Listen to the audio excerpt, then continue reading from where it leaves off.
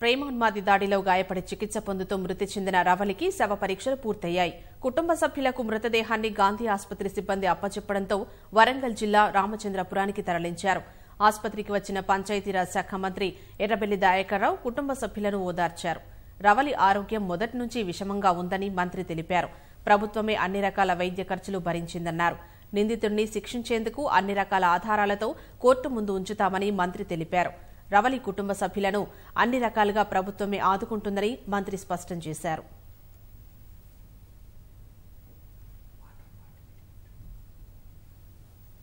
రవిలిని ఎవరైతే పెట్రోల్ దాడి చేశారో వదిలిపెట్టేది లేదు. చట్టరీత్యా అన్ని తీర్ల చర్యలు తీసుకుంటాం. ఇటువంటి సంఘటనలు కూడా మళ్ళా జరగకుండా కట్టుదిట్టం చేయాలనేదే ముఖ్యమంత్రి గారు ఆదేశించడం జరిగింది. రవిలి కుటుంబ సభ్యులు ఆ తల్లిదండ్రులు కూడా మొదటి నుంచి కూడా నాకు సన్నిహిత వ్యక్తులే. నా మాట మీదనే అన్ని తీర్ల వాళ్ళు ఓపిక పడుతున్నారు. ఆ తల్లిదండ్రుల కుటుంబాన్ని కూడా ముఖ్యమంత్రి గారు తప్పకుండా సాయం చేస్తా అని చెప్పడం కూడా జరిగింది. చాలా బాధాకర విషయం. చాలా ప్రయత్నం చేసినాం.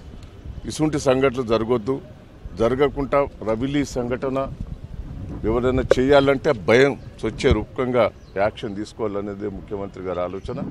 ఆ కుటుంబాన్ని అన్ని తీర్లు ఆదుకుంటాం. ఆ కుటుంబం కూడా నాకు బాగా సన్నిహితం.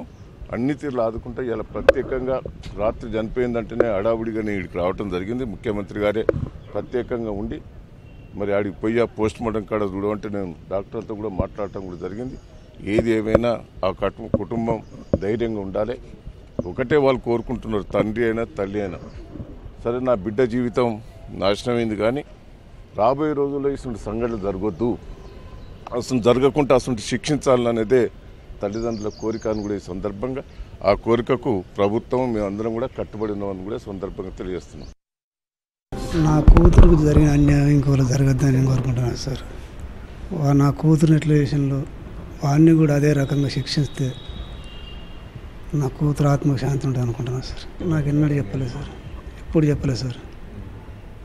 చెప్తే నేను ఏదైనా ఒకటి చేసేవాడిని సార్. కానీ ఇప్పుడు కూడా అసలు నేను ఒక మాట అంటేనే 4 రోజుల దాకా అన్నది నేను. అట్లాంటిది ఒకళ్ళు మాట అంటే వాడదు సార్. అసలే అట్లా చదువుకున్నా సార్. ఒక్కతే కూతురు.